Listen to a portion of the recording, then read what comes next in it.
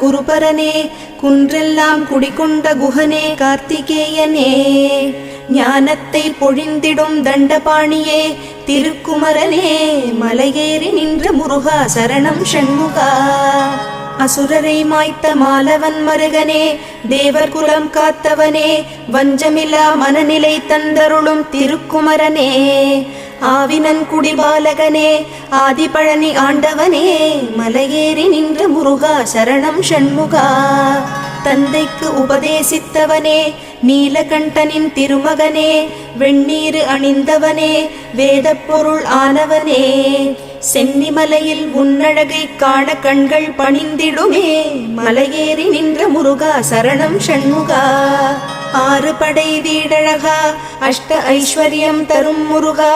அடியவர் குறை தீர்க்கும் வள்ளிமயில் சிவக்குமரா பக்தர்கள் மனக்கோவிலில் குடி